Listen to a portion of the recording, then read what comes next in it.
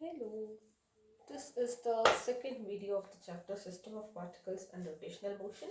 We were discussing the center of mass, which is actually the center at which the entire mass is assumed to be concentrated.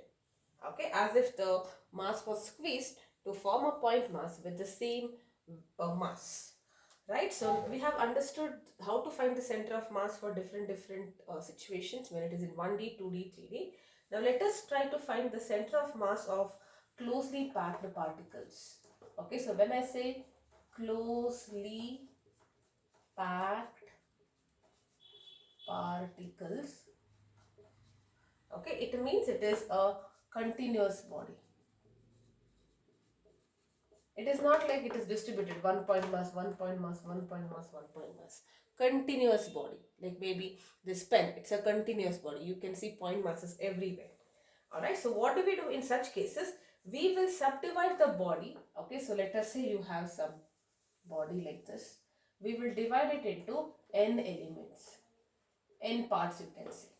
Alright, each of the mass will be small mass, it will be, right? So let us say the mass is dm, small masses.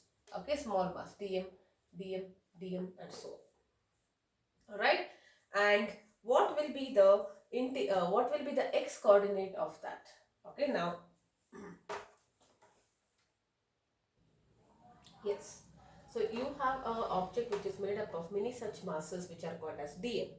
All right, and there are so many dm, let us say the coordinates of them are x, y, and z. Okay, coordinates of that with respect to some center. Okay, so what will be the uh, let us say, how do you calculate the center of mass? Let us say somewhere here the center of mass is there. Okay, the entire mass is concentrated here. So what is the regular thing? Your x coordinate was in general m1 x1 plus m2 x2 plus blah blah blah divided by m1 m2, and that is nothing but the total mass. So if you only take this part, right, so what will be your x here? Since we are talking about small elements, if you want to get the total mass, and you have to calculate the masses, add up all the masses and their coordinates. If you just zoom into this, isn't it integral x into dm? That is how it will be, correct? So it will be integral x into dm, and what you have here divided by n. Okay, just look into this formula. Instead of adding all of this like this, when you have a continuous body, we are talking about integration, because it's not like it's distributed at a space. It's continuous. So it's made up of dm masses, small masses, which are at these are the coordinates of it. So the total will be the same thing, m into x by m.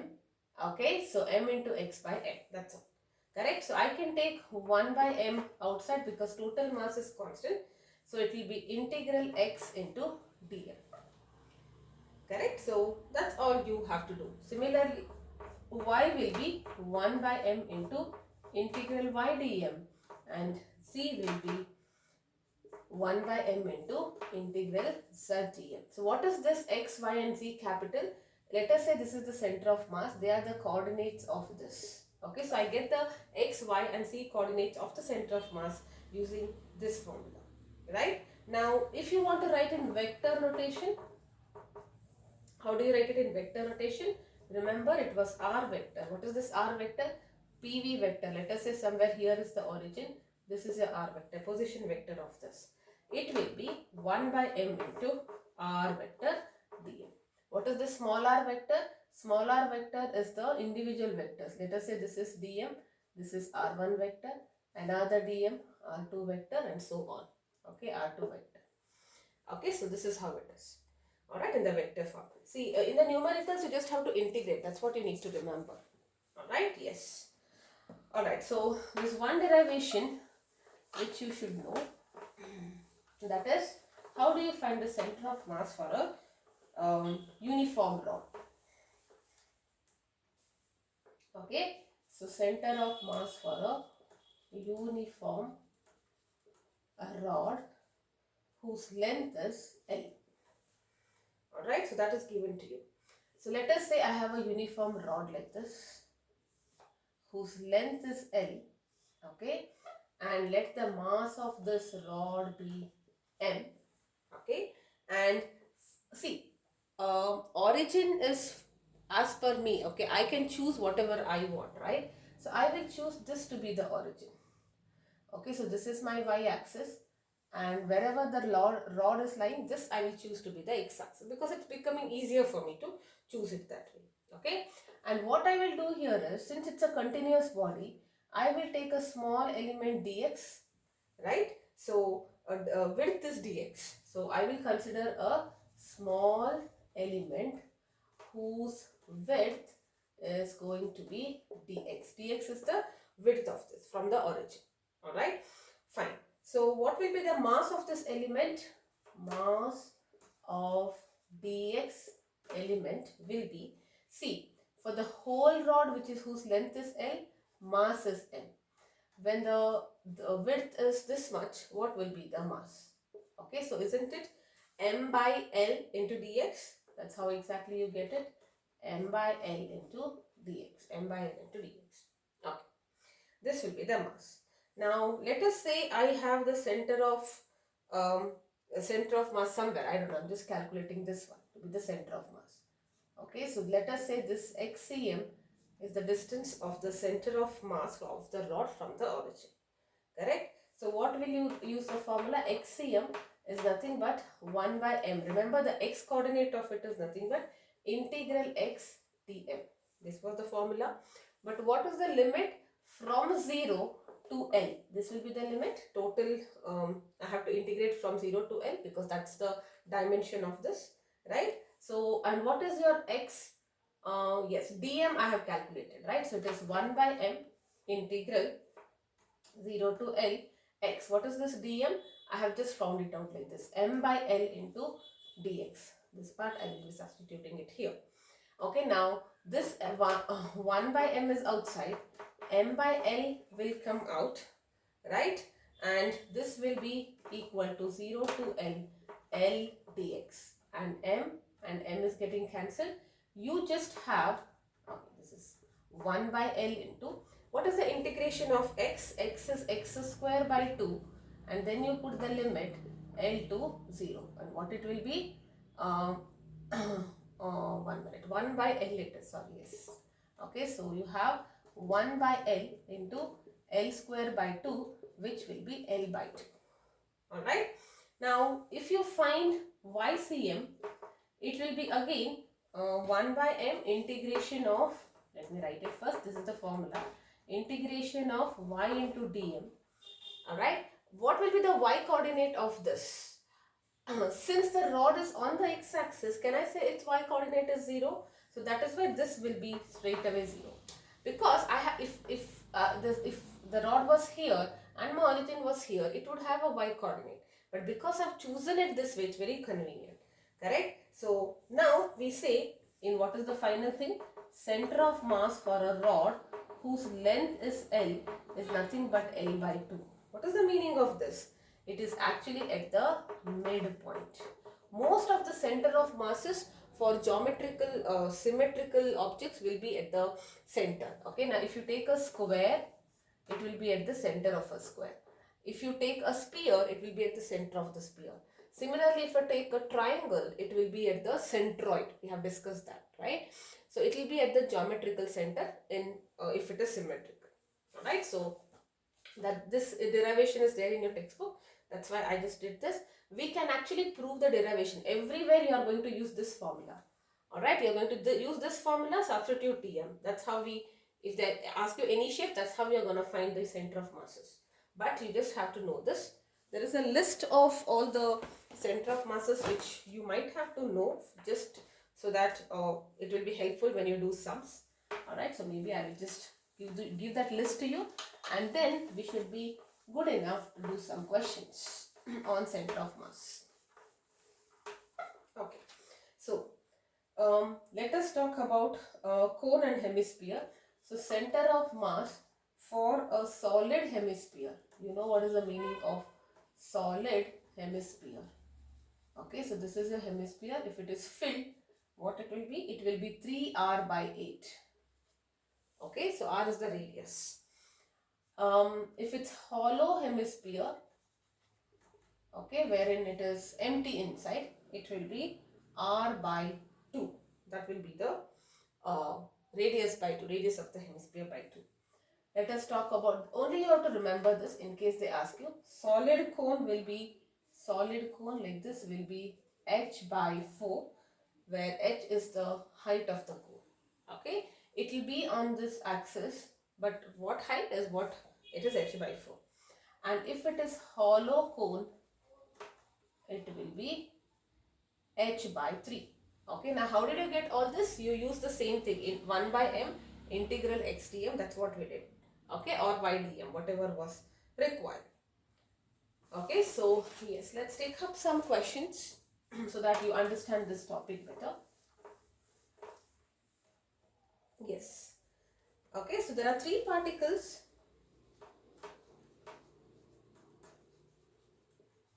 Three particles of mass 0.2 kg, 0.3 kg and 0.4 kg, okay, are situated. They are at the vertices A, B and C of a right angle triangle ABC, okay, where angle A is 90 degree. Alright, and they have given AB is equal to 2 centimeter. AB is 2 centimeter and this is along the x-axis. Okay, BC is 2.5 centimeter. Okay, find the distance of the center of mass. So you have to find the distance of center of mass of the system from A. Okay, so that is what you need to find. Alright, so now A is only given so that you find it easy to choose. Okay, but you can choose anything as your originate. Whatever you choose, you will get the same answer. Okay, so what are they saying? A is here, right? So this is my triangle. A is along the x-axis. AB is 2 centimeter. Okay, and BC is 2.5. I can find AC quickly. Okay, Pythagoras, it will be 1.5. Okay, so 25 is 625. This is 2 centimeter, 2.5 and 1.5. Yes. Okay, so 25 square is 625. This is like 400 plus 225 is 625. Okay, Pythagoras, it's very simple. Alright, now let us consider the masses where on A there is 0.2 kg mass, at B there is 0.3 kg mass placed, and at C there is 0.4 kg mass being placed. So where will be the center of mass of the distance with respect from A? Because see, now if I say this is the center of mass somehow, how do I know whether it is from C or A? They have asked you from A. That's all. Okay. Let us now first understand this situation. So now what is this? Is it a continuous body? It is not a continuous body. Please remember there are three masses. So which formula we are going to use? And there is it is in a plane, so you don't have to worry about z coordinates, right? X, y, sorry, the third coordinate, x and y coordinate. So we will be doing it in 2D, correct? So if it is not a continuous object, you have distributed mass. Then what is the x coordinate? m1 x1 plus m2 x2 plus you have 3, right?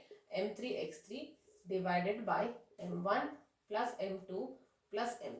See, you have to be clear when you should be doing integration. Integration is for continuous bodies like a solid object where there are infinite points. Here they have given 3-point masses, right? So you will be using this, correct? So what is it? 0.2. Now this is the origin, right? This is my reference. What is this coordinate? X value of it, it's on the origin itself, right? So it is 0. What is your M2? M2 is 0.3. So 0.3 and the distance from the origin is 2 and M3 is 0.4. It is also on this point. C is on the y-axis. Its x coordinate is 0, right? So divide by 0.2 plus 0.3 plus 0.4. Okay, so this and this gone. 0.6 divided by whatever. You will be getting 2 by 3 centimeters. So this is the x coordinate. Similarly, we have to talk about y coordinate where it is m1 y1 plus m2 y2 plus m3 y3 divided by m1 plus m2 plus m3. Okay, again the same thing. This is going to be 0 because this is like. Now second 0.3, this is also 0 because this point is on the x-axis. What is its y coordinate? 0. And for this, the y coordinate will be 0.5, right? Sorry, 1.5, this distance, right? Divided by 0.2 plus 0.3 plus 0.4. And what will that come to be? This is also going to come as 2.3 centimeters. Alright. So, what is the meaning? The center of mass, the coordinate of this we are getting, right? Once we get the coordinate, wherever you have chosen as the origin, let us say somewhere here, okay, this is 2 by 3, this is 2 by 3. So, this coordinate, okay, somewhere here, right? So, what have they asked you? What is its distance from the A? That means you have to find this distance. Use distance formula. This is 0 and 0, right? So, the distance from A will be root of 2 by 3 minus 0 the whole square, 2 by 3 minus 0 the whole square. Distance formula, x2 minus x1 plus y2 minus y1. So, you get it as 2 root 2 by 3 centimeter. Okay, so always when you are using this, you are going to get the coordinates, and that coordinate will be with respect to what you have chosen as the origin. Okay, so you can choose even this as the origin, right? So accordingly you will get it. But within this system, it's going to be the same. No matter wherever you choose, you will always get the same thing. So choose a coordinate which is on that system so that you get zeros and it becomes easier for you to calculate. Alright? Yes. Okay. We'll do one more question.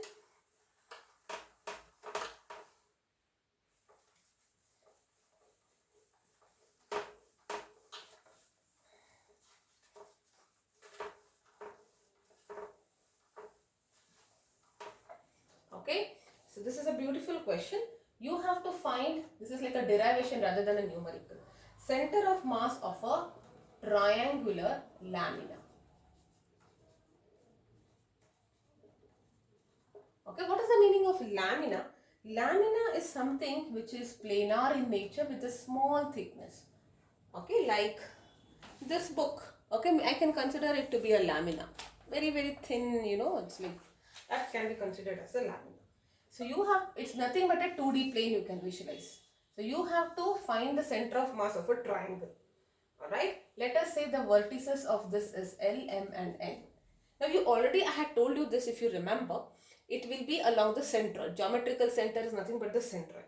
And what is the centroid? This centroid is nothing but the midpoint of, in point of intersection of all the medians.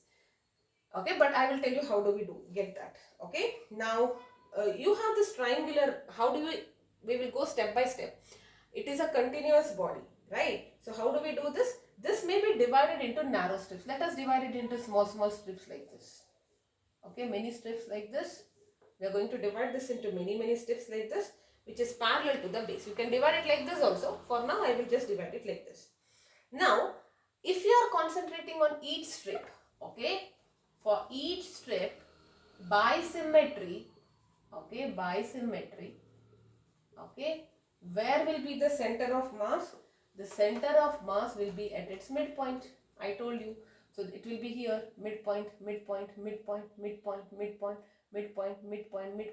So if I join all of this, it's going to be the median for the base, this, right? So if I join all the midpoints, okay, I will get the median.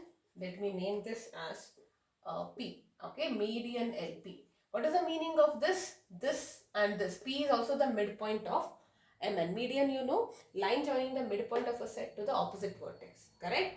Now, similarly, okay, you just have to write it, that's all. If you divide it this way, if you divide it like this, okay, then midpoint, and you will get this median. Correct? So, I will just show it here. Okay, it will be this median.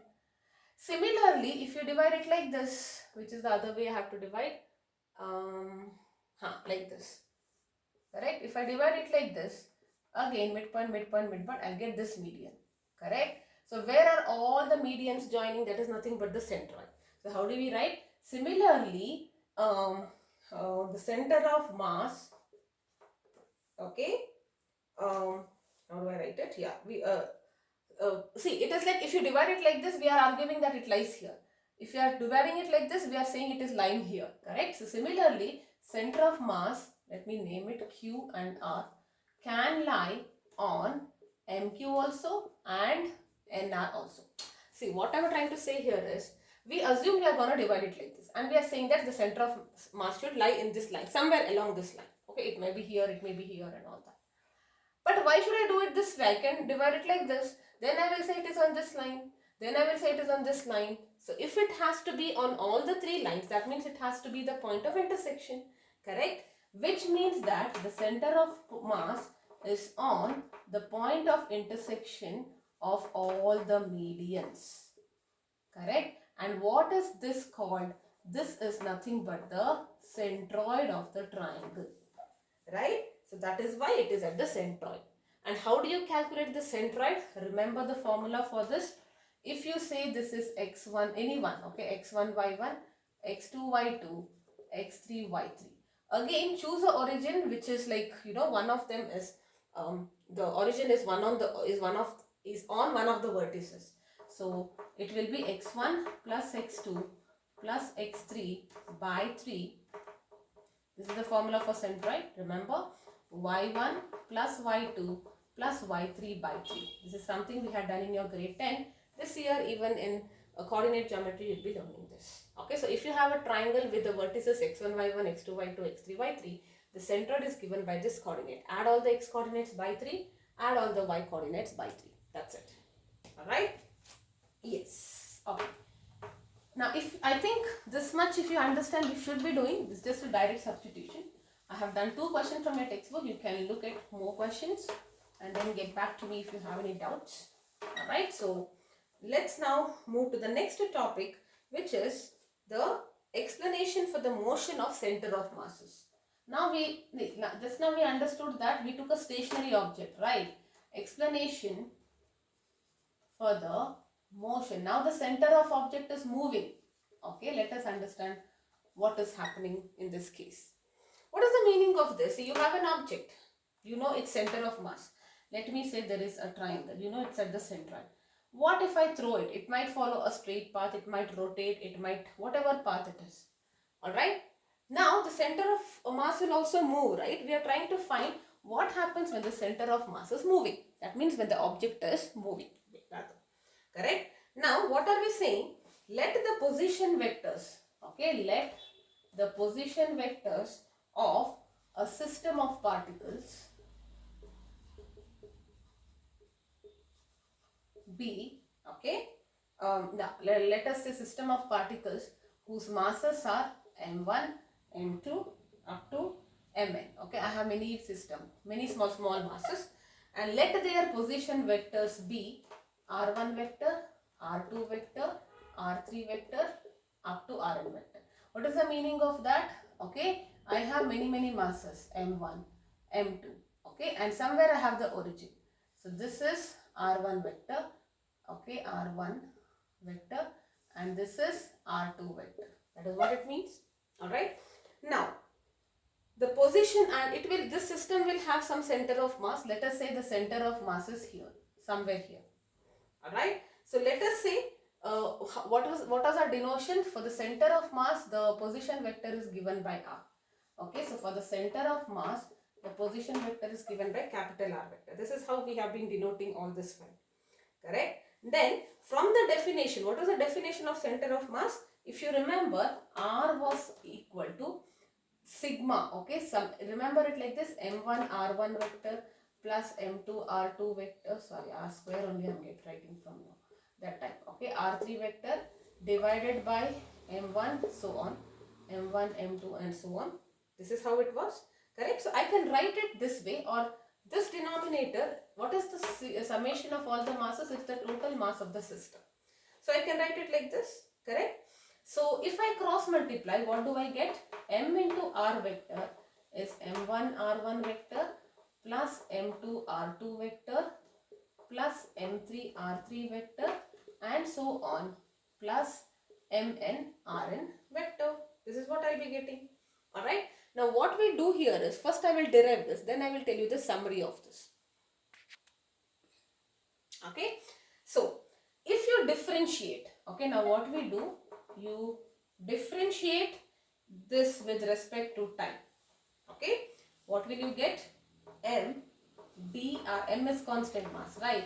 Dr by dt is equal to m1 dr1 by dt vector plus m2 dr2 vector by dt vector, and so on, mn drn by dt. That's what you will get. Alright. Now what is this? Look at that. Position vector is nothing but distance. Distance by time is velocity. Right. So you will get this as m into vc vector. Okay. What is this vc vector? Vc vector is the velocity vector of the center of mass. What is the meaning of that? It is the vector format, but its magnitude is giving you the speed of the center of mass. What is the speed of the center of mass? See, now I'll just make it simple. I'm taking a continuous body just to explain you. Okay, so let us say the center of mass is like this and it is moving now. Okay, so what is its speed? It is given by this vector. Alright, and what will this one be? m1 v1 vector plus m2 v2 vector plus so on mn vn vector. That's what you will get, right? Till here I think it's fine. Now the one thing what we can do, what is mass into velocity? Isn't it nothing but momentum? So you get PCM is nothing but, what is this mass into velocity? Is nothing but the momentum of particle 1, particle 2, particle 3 and so on. So what do we get? First part here, the, what is that? Momentum of center of mass is momentum, okay, this m is p, I will write, is nothing but the sum of p's. Okay, that is what I'm just writing it in shorthand notation. Okay, what are this v1, v2 and all that? They are the velocities of this individual masses. What is the velocity of this and so on. Okay, so far I think it's fine. Move ahead. First point we got, the momentum of the center of mass is nothing but the summation of momentum of all the masses. That's what we got. Now let us continue and let us differentiate it further. So you got something like this, right? mc vector is equal to m1 v1 vector plus, we took it as m momentum, the same equation, okay, plus mn vn vector. This is what you had got.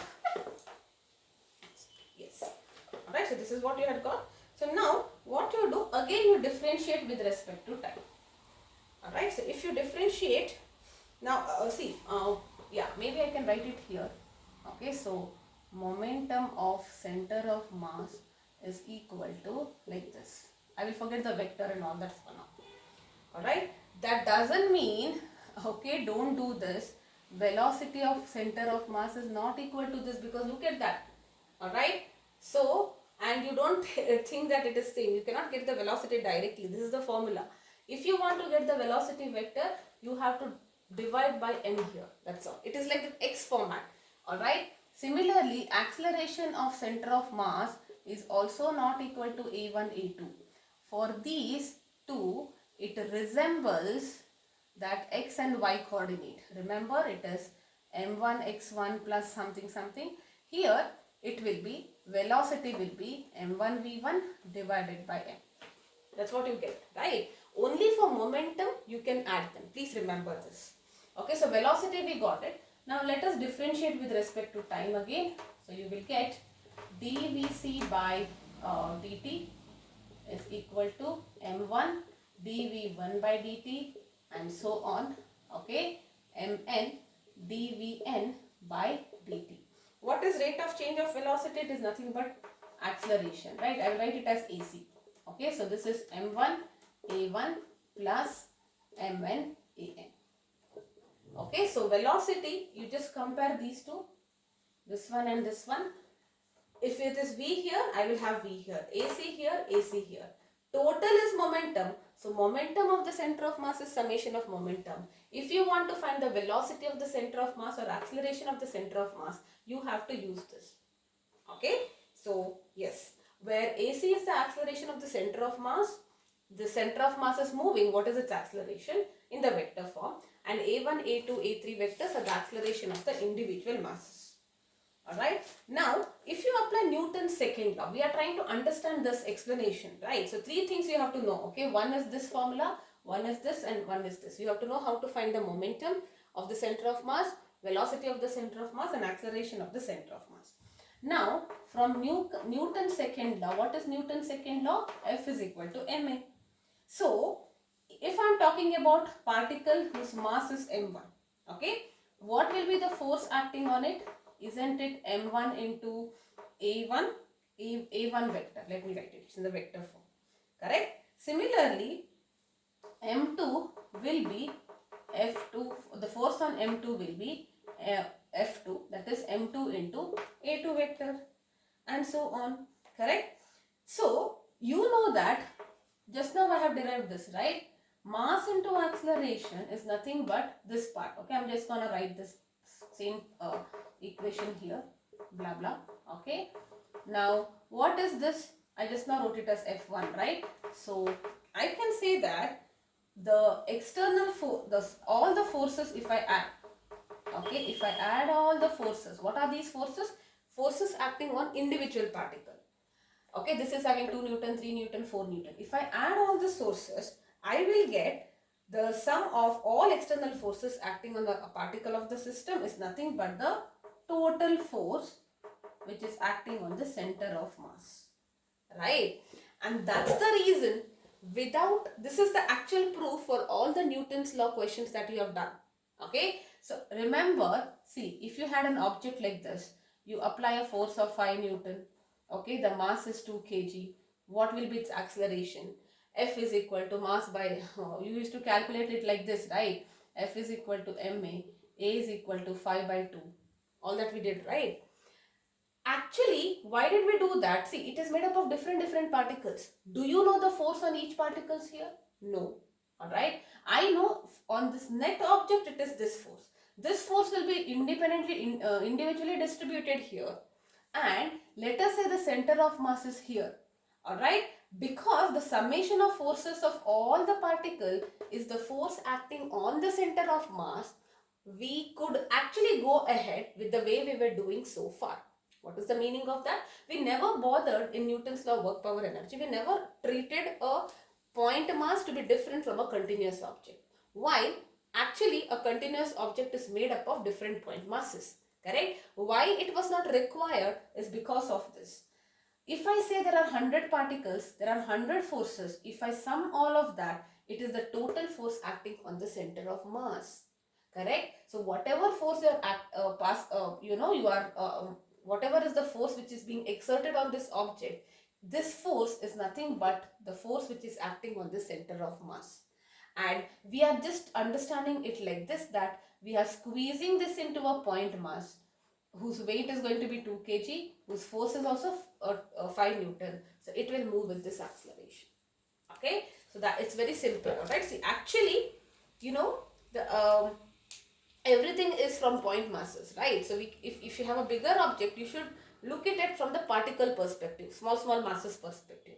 But it is not required. Why? Because of these things. Okay, the total forces of all the particles is the force acting on the center of mass. So force will be the same. I can add up the momentum. Do not add up the acceleration and velocity, because acceleration and velocity follows this formula. Alright, so that's the summary of this.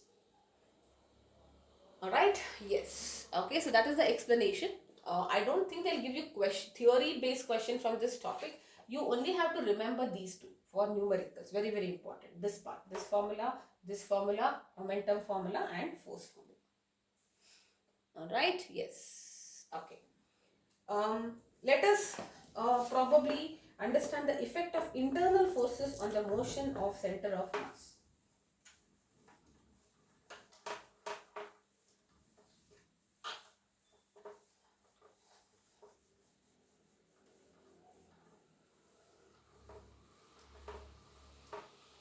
Okay, this is the last topic under center of mass. Okay, and we'll be done with this topic. That is about system of particles. We will next move with the concept of rotation. Okay, so effect of internal forces on the motion, motion of center of mass. See, external forces we just now studied, right? If there is an external force acting on this external force acting on this continuous object is nothing but the force acting on individual particles. Correct? That's what we did. Let us calculate if there is already a force which is present inside, how does it affect the movement of the center of mass? Alright, and it is very simple. Please remember this, very important. Okay, internal forces will have no effect on the motion of center of mass. Okay, only external forces will affect. What is the meaning of this? I'll tell you something. Okay, so there is an object. Okay, let us say the center of mass is here. Somehow we have calculated it is here. That means the entire mass is concentrated here. Let us say it was going in this direction. Okay, so let us say this center of motion was going in this direction like this. Okay, don't worry about other particles. It might be rolling and going. Only focus on the center of mass. It was going in this direction. Now, if you push this object in this direction, it's the direction will change, right? Like imagine this. Okay, the object was going like this. Now I'm pushing it like this. It will start going like this, right? So that means because there is an external force, it affected the motion of the center of mass. Its velocity might change. Its acceleration might change. But if there is something which is internally happening, it doesn't matter. The center of motion will continue to move as if nothing has happened. That means it is having no effect on the internal forces, will have no effect on the movement of center of mass. Only the external forces affect. This part we have already seen. The total force acting is equal to the summation of forces on the individual particles. There are very beautiful examples to demonstrate this. Okay. Example 1 is the motion of a parabolic path. Okay, projectile motion. Look at that. This is my parabolic path. Okay, so figure. Okay, good illustration of a projectile path. Following the usual, you have the projectile motion is having a parabolic path. Now let us say there is one explosion. There is a particle which is going like this. It can be a rocket or something. The typical example is rocket in your textbook. See, when you launch a rocket, it will go like this, right? So this is a rocket now. It's a big object, right? So I just don't show it as a point object. Let me say it is this object. Okay, this is my rocket. Don't worry about the shape. Alright. Now, if you know, when the rocket is launched at different internals, they explode the part. They explode it, right? So different parts actually they separate out, and it is controlled by the scientists. They separate out and they fall off. They will predict where is the rocket right now, and whenever it is in ocean or something over the ocean, they will make sure that explosion to happen so that the parts will disintegrate. Correct? So midway there is explosion. Okay, so midway now when it is going, let us say there is an explosion. Okay, so this has exploded. Okay, there's an explosion midway. Alright, so just to explain you, otherwise it is looking shabby. So this is my rocket. So this is an explosion like this. Okay, I'm just showing the explosion this way. Now, because what is the reason for this explosion? Is it internal or external force? It is internal force, right? There is some of the gases, something with some reaction which is happening, which is causing the explosion. You are not coming and pushing the rocket, right? So because of this internal forces, the center of mass will continue to move. Okay, continue to move as if nothing has happened, as if there was no explosion. Okay, because the force is internal. Okay, so different parts of the object will go somewhere. Okay, depending on it. Let me just divide it like this. Okay, so this is the center of mass. This object might go here, this part might go here, this part might fall there. It might go in different direction, but the center of mass will continue to move in the same path as if nothing has happened. Alright. Is there an external force? There is only external force, which is gravity. Correct? It is the same before and after explosion. Gravity is not causing the explosion here. Correct? So the center of mass will continue to move as if nothing has happened, because the cause of the explosion is internal, and internal force will not affect the motion of the center of mass. Done. Okay. Second example is when there is disintegration of a radioactive substance. Okay, now you don't know what is the meaning of this, because you will be only studying it in the next year.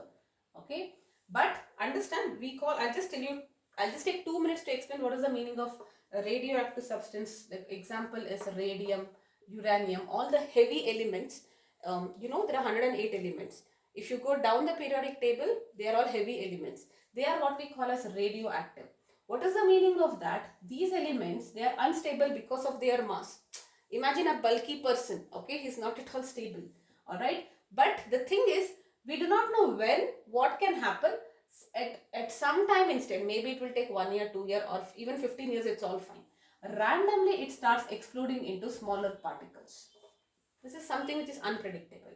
And during that time, there will be a lot of radiations which is given. Okay, so such substances are called as radioactive elements. All right. Now, if I take radium, all right, and let us consider the radium is here, and let us consider the movement. Let us consider that the radium was moving like this. All right, so it was moving in this line, so the center of mass was going in this direction. Let us say at this point it split to give you helium and rhodon, some two lighter elements. Okay, this is rhodon, Rn, yes. Okay, so imagine this was my radioactive element. It was going in this direction. So what is the direction of center of motion? In this direction. At this stage, it exploded, it got broken down. This part might go here, other part might go here, but because the cause is internal, right? Radioactivity, you're not coming and pushing it. The cause is internal. So though these particles go in different direction, the center of mass of the radium will continue to move as if nothing happened. Alright? If there was no explosion, it would have continued this path, right? Even if there is an explosion, it will continue the same path. That is what it means. Alright? Yes. Let's do one quick question on this. And in the next video, I'll be talking about the rotational aspect. Beautiful aspect. Alright? So you have 2-point masses. Okay? Of 2 kg and 3 kg. They are moving along the straight line. Okay, both of them are moving along the straight line. What will be the speed? Speed of the objects are 3 meter per second and 5 meter per second. Okay, find the speed of the center of mass. You have to find the speed of the center of mass if both are moving in the same direction. If both are moving in the same direction. Alright, so what is it? You have to find the speed of center of mass. Which formula? Remember, MVCM was there. It was M1V1. You have only two masses, right? Plus M2V2 divided by M1. Total mass is nothing but M1 plus M2. Correct? I told you, remember that same x coordinate formula. That's all. So this is 2 into, what is the speed? 3. Now vector is not given. They have only said the same direction, right? That means obviously, if this mass is going like this, other mass is going like this, center of mass will also move in the same direction. So that's why we are not considering the vector part. Okay, so this is, this is 3 into 5 divided by 2 plus 3. Okay, so 6 plus 8 by 5.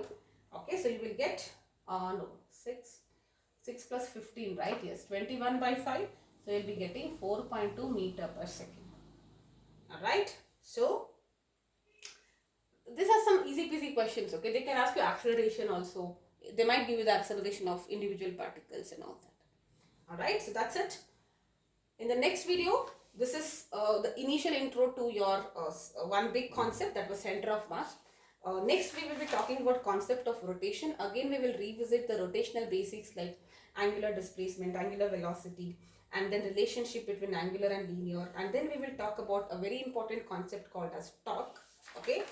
And then angular momentum, because we are talking about rotational, you have to talk about angular momentum, how it is related to linear momentum. Alright, so that's what we will be doing. And then there are some topics related to momentum and torque basically, and then we will be talking about equilibrium of a rigid body, partial equilibrium, and we will also talk about couple, principle of moments, alright, center of gravity, that's one small topic. Okay, I'm just trying to figure out what topics you have. Kinetic energy and moment of inertia. Now moment of inertia is that one big topic which we have to talk about. Alright, so after moment of inertia, it is going to be conservation of angular momentum, and that will be the end of it. So maybe another 3 videos, at least 3 or maybe 4 videos. I think if it's a 1 hour video, maybe 1.1 hour 10 minutes, I should be able to complete this in 3 videos along with the numericals. Alright, so please go through this. It is very, very beautiful. Rotation is beautiful. I'll give you, at the end of this chapter, I'll give you a list which is comparing the linear and rotation. And you will feel that if you are very thorough with the linear motion, you know force formula, you know energy formula, kinetic and all that, it's very easy to write it for rotational remembering point.